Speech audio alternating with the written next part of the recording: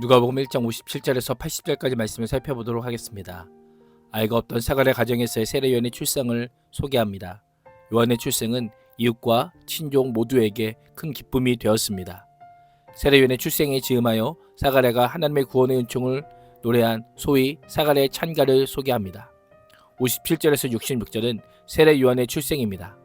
엘리사벳이 드디어 해산할 기한이 차서 아들을 낳습니다. 구약 역사에서 불가능한 상태에서 아들을 얻는 일은 하나님의 긍휼의 증거이자 이스라엘을 위한 신적 구원 행위로 여겨졌습니다. 하나님은 참으로 신실하시고 전능하셔서 약속하신 그 모든 것을 그대로 이루어 주시는 분이십니다.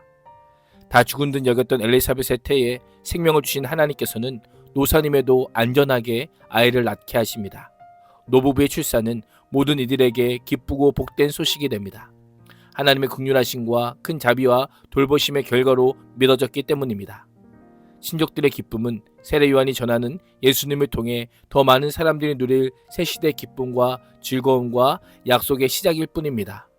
곧 오실 메시아에게를 예배하게 될 것이라고 하는 천사의 예언 가운데 성취된 세례 요한의 출생은 주변 많은 사람들에게 지속적인 기쁨을 나누어 주는 것이었고, 이러한 모습은 공생의 기간 동안 세상의 많은 사람들에게 천국의 기쁨과 평안을 나누어 주신 예수 그리스도의 모습을 떠올리게 합니다. 생후 8일이 되자 어떤 사람들이 아이의 할례를 위해 모입니다.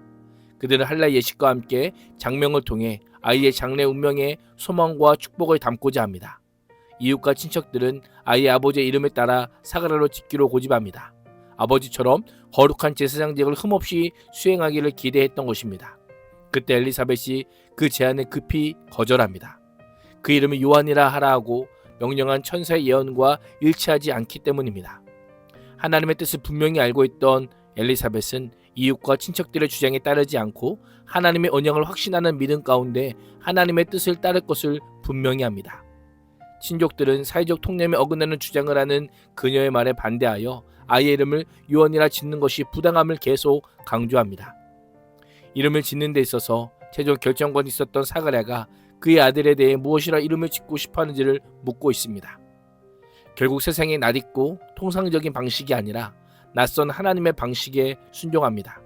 단순히 좋은 이름을 짓는 것보다 자녀를 통해 이루실 하나님의 나라의 경륜에 순종하고 있습니다.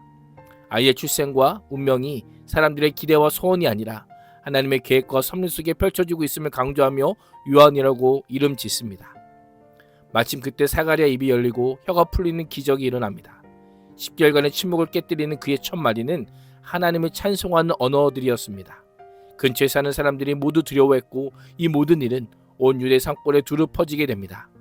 한 가정의 기쁨은 온 유대로 확산되고 소문을 들은 사람마다 기적과 신비 가운데 태어난 아이에게 주의 손, 곧 주의 능력이 함께함을 확신합니다. 이스라엘의 오랜 갈망과 하나님의 약속 성취를 신뢰하며 믿음으로 사는 한 가정을 통해 하나님을 찬송하게 하십니다. 하나님은 지금도 우리의 믿음과 순종과 찬양을 통해 죽음과 절망의 역사를 생명과 희망의 역사로 바꾸어 가시는 분이십니다. 67절에서 80절은 사가랴의 찬가입니다. 세례 요한의 아버지 사가랴가 성령으로 충만해 예언합니다. 제사장 사가랴는 단순히 앞으로 일어난 일을 예고하는 정도가 아니라 하나님의 계시를 선포하는 선지자의 관점에서 찬양합니다. 사가랴는 먼저 이 모든 일을 행하신 하나님을 찬양합니다. 하나님을 주 이스라엘의 하나님이라고 묘사하며 하나님을 이스라엘의 구주로 인식할 뿐 아니라 이스라엘의 하나님이 자기 백성을 돌아보시고 찾아오셨음을 찬양하며 사가랴 입에서 이스라엘 향한 하나님의 예언이 흘러나옵니다. 당시 제자들과 백성들은 다윗의 가문에서 메시아가 나와서 그들을 압제와 억압으로부터 구원할 것이라고 하는 믿음을 가지고 있었습니다. 그러나 사가랴는 장차 오실 메시아는 정치적 해방의 목적이 아니라 그의 백성들을 죄와 사망의 권세로부터 해방시키고 그들에게 구원의 기쁨을 주기 위해 오신 분이요 혈통적 유대인의 구원만이 아니라 온 인류의 구원을 위해 오신 분임을 강조합니다. 구원의 뿔은 힘을 상징하며 구원과 함께 자주 사용됩니다. 다윗의 집에 구원자를 일으키시라라고 하는 것은 종말에 있을 구원의 약속입니다. 이스라엘 역사 가운데 구원자에 대한 약속은 오랜 선지자적 전통으로 이어져 왔습니다. 사가랴는 이스라엘의 오랜 갈망과 하나님의 약속 성취가 요한의 출생으로부터 시작되고 있음을 찬양하고 있습니다. 거룩한 선지자를 통해 주신 약속의 내용이 71절에서 75절에 소개됩니다. 우리를 원수와 우리를 미워하는 모든 사람의 손에서 건지시는 구원입니다. 원수들은 당시 유대인들의 관점에서는 로마 제국이나 그의 억업 세력을 가리킬 수 있지만 사가랴의 창가가 하나님의 장대한 구속 역사 가운데 약속된 메시아를 노래한다는 점에서 원수는 하나님의 구원 계획과 섭리의 방해가 되는 사단과 그의 세력이라 할 수 있습니다. 하나는 이와 같은 원수로부터 우리를 구원하시고 하나님의 백성으로 삼으시기 위해 구원자 즉 예수 그리스도를 이 땅에 보내셨습니다. 이를 위해 아브라함과 그의 조상들을 긍휼히 여기시고 언약을 맺으셨습니다.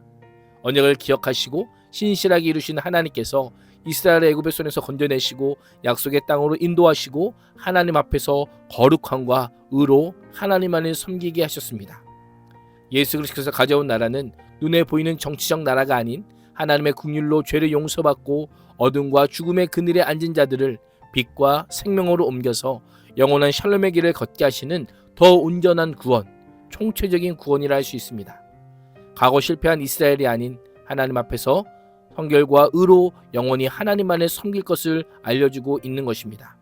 76절 이하는 사가랴의 창가 두 번째 부분으로 요한의 운명에 대한 예언적인 축복입니다.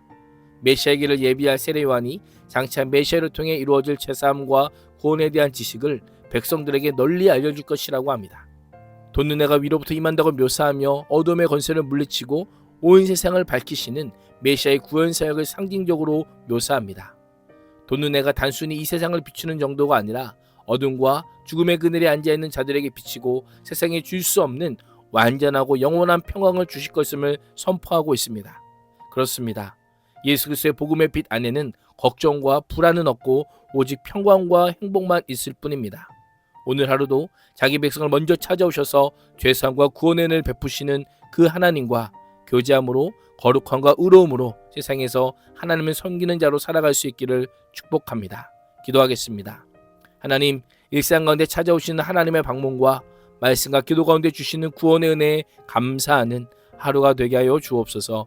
예수님의 이름으로 기도합니다. 아멘.